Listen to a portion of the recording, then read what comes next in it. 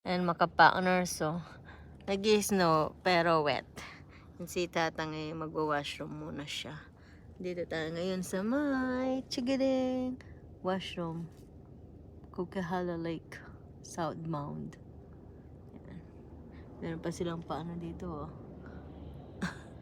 Pa 2 meters. Ayan oh, si Ate Belle. Yan. Wet yung ano natin, wet na wet. Bakit mo ko? Bakit ko si Ate Belle? Ayan, si Ate Belle. Ano pa tayo?